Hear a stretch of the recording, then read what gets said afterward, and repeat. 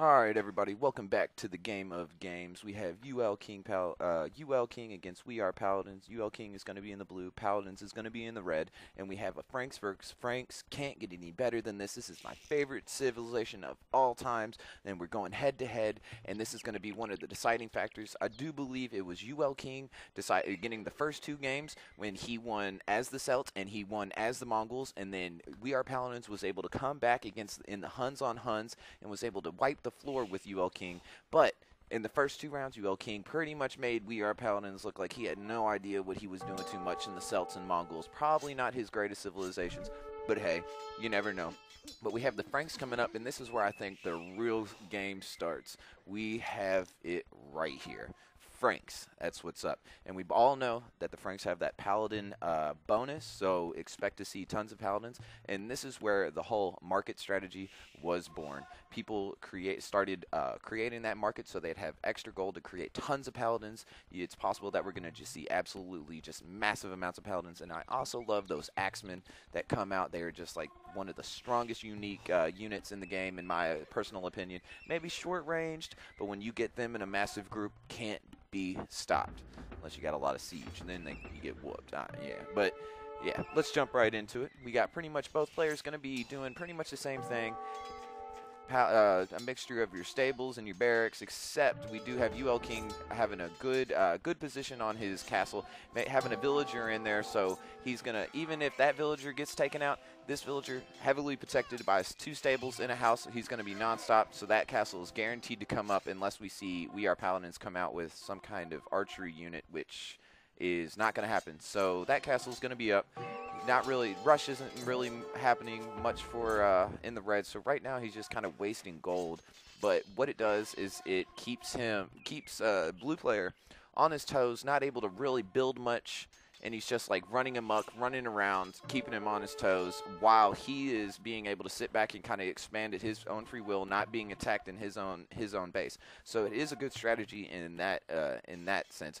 But it can work against you since he doesn't have. Normally, most players would probably be over anxious and send their whole army up there. And as you can see, this is where it would really start hurting you. If the blue player, he has sent some of his paladins to his base, and if We Are Paladins was some kind of newbie, this would have really hurt him. But as you can see, he was seen that coming, was able to send his army and block that. And so now we have both armies splitting up. No longer is he sending units into the base. So we can start to say this is going to start turning into a regular match. But here he is sending the rest of his units in.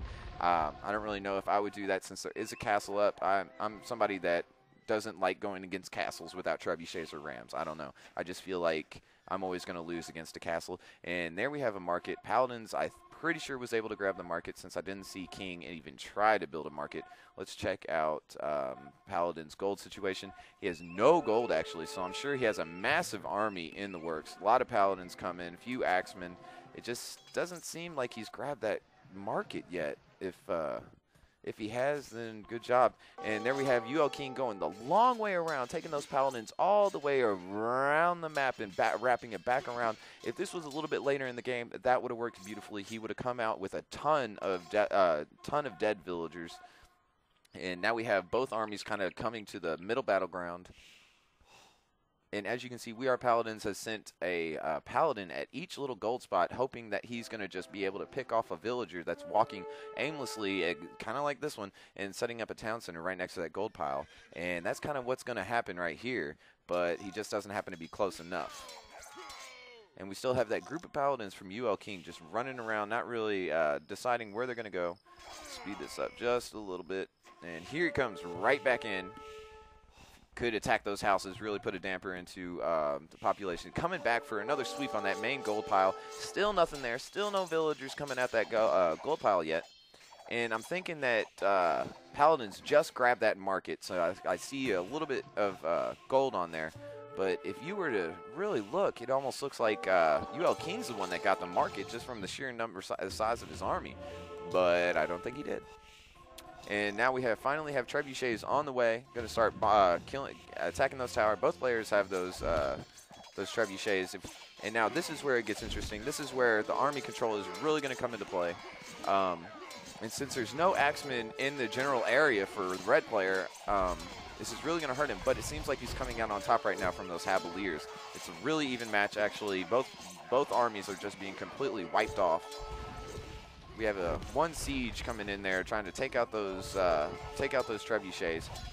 UL King did a great retreat, retreating the bulk of his axemen onto that hill, so they get that attack bonus. Also, just the smallest little things help you the most. Now we have a little bit of expansion coming from UL King, and looks like WeArePaladins is doing kind of the same thing. He went the long way around with that group of paladins, trying to get in the back of his base and attack as many villagers as he can. Definitely not going to be able to attack that main gold source pile, since UL King's main army is right next to the gold pile. But that could also play a key role against him. If he doesn't hold that ground good enough, he could be pushed away from his gold pile. And it looks like we do have monasteries up. He has collected two relics entirely. And he has started his expansion on his own. Trebuchet coming in, trying to take out that castle. Both players doing a really great job right now. Both keeping alive very well. Somehow, WeArePaladins has already collected gold. Now he started on farms with a ton of little villagers. And we have those Havaliers running amok in the bottom portion of the map. Looks like they're going to walk right in and start messing things up for the Paladins, man. And it looks like King tried to see if there was any gold to be found inside the market. Even if Paladins pretty much took everything that was to be taken inside the market, probably there's still something that you can do. Expert players will always find a way to grab extra gold inside that market. You can always play some kind of trade game. Doing really well with that siege.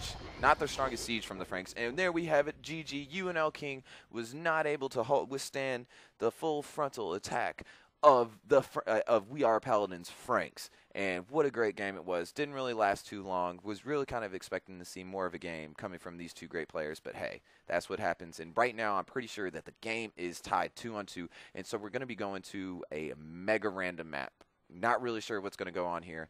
And I do believe that Zach, our own Zero Empires, has got that game already posted. So you can go check it out and see who the winner is, who's moving on to the semifinals. Is it going to be WeArePaladins or UNL King? I have no idea. It's too fucking exciting. Let's find out. See you there.